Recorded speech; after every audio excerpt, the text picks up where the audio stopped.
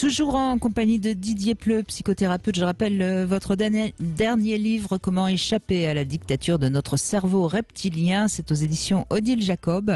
Et nous continuons avec Alexandre. Alors vous devez échapper à la dictature de maman, hein, Alexandre. Bonjour. Oui, bonjour Brigitte, bonjour docteur Pleu. Il y a une grande toxicité maternelle, du fait d'avoir perdu mon père à l'âge de 9 ans, d'un accident de voiture brutal. L'emprise de la mère trop présente. Alors moi et mon frère n'avons manqué de rien, et heureusement, entre guillemets, sur le plan matériel. Suite à ce décès, ma mère n'a pas eu un besoin de travailler, donc a pu nous éduquer sans devoir travailler. Par contre, énormément de manque de sentiments d'amour. Aujourd'hui, vous touchez vraiment un point sensible. Moi, ça fait 2 ans que j'ai réussi à prendre... Je commence, je dirais, à prendre l'ascendant là-dessus. Je suis constamment en conflit avec ma mère, mais il y a toujours un cordon ombilical qui est présent et que j'arrive pas à couper.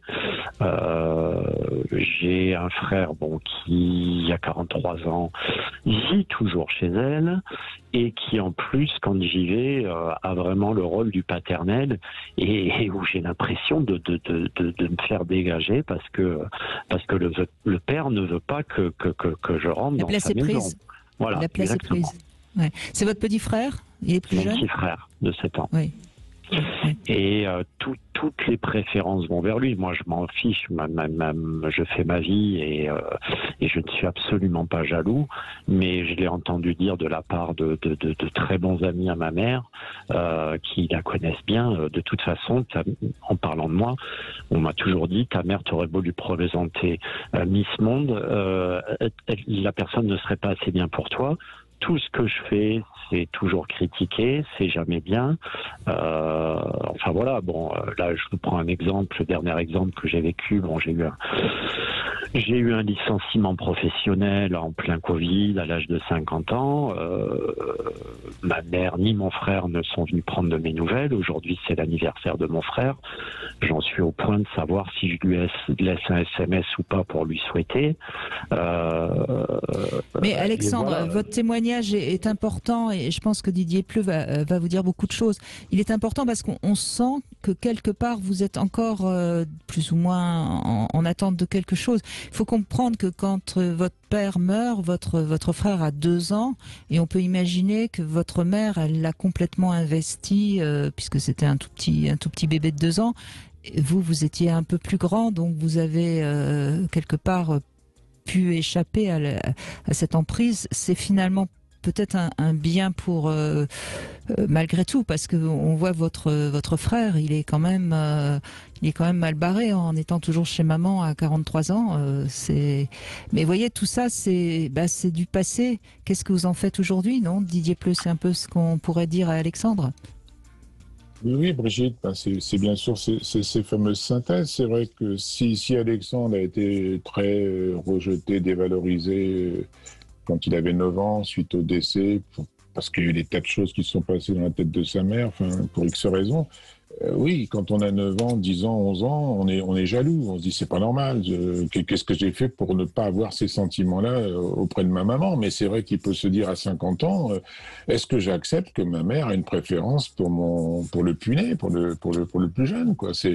Oui, c'est frustrant, c'est pas juste, hein. Ils prennent pas de nouvelles quand il est malade dans le contexte Covid, etc.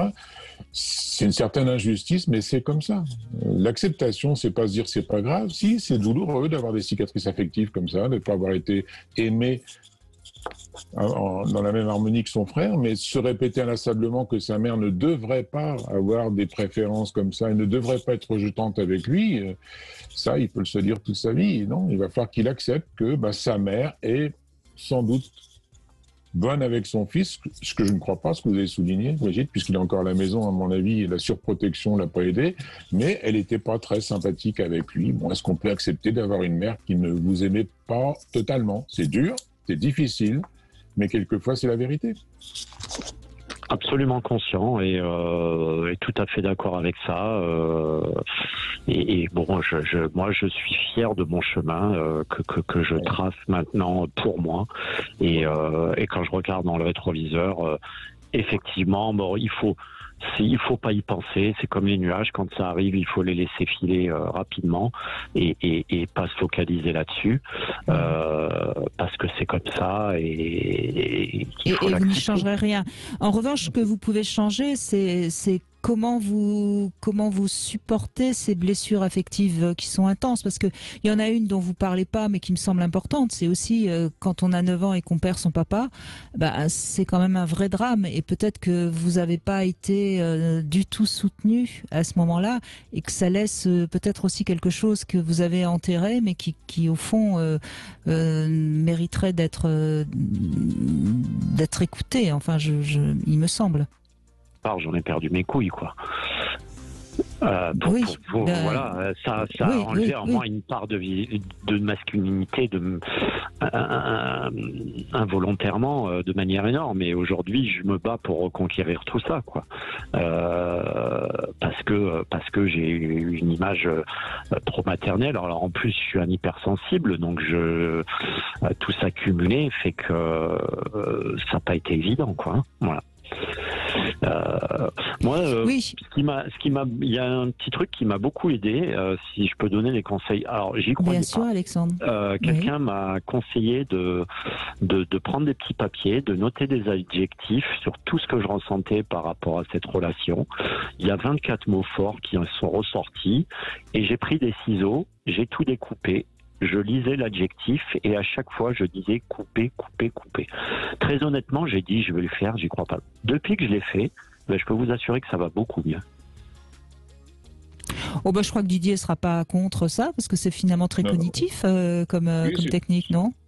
C'est une façon de disputer les croyances qu'on a qui sont ancrées dans notre tête, c'est-à-dire je vois les mots que je me dis, mais finalement, si je n'arrête pas d'adhérer à ces mots-là, je vais me réendoctriner dans mes attentes, dans mes exigences. Et dès demain, il peut très bien se dire, j'espère que ma mère va être un peu empathique avec moi, ce sera assez normal. Mais la réalité, c'est de se dire, elle ne l'est pas avec vous. Mais c'est très dur d'accepter ça. Mais c'est... En tout cas, vous avez déjà fait bien du chemin, Alexandre, et puis continuez. Et puis encore une fois, à choisir, je crois que vous avez peut-être la meilleure place parce que votre frère, qui est quand même encore toujours chez maman à 43 ans, c'est peut-être pas très, c'est pas très bon signe. Absolument. Vous savez, finalement. Je pense que il y a peut-être aussi une petite part de jalousie des deux côtés. Ouais. Ça, je ne sais pas, mais vous savez, Alexandre.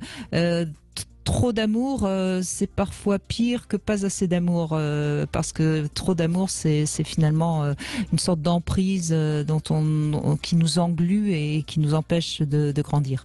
Merci beaucoup, en tout cas, Alexandre, de votre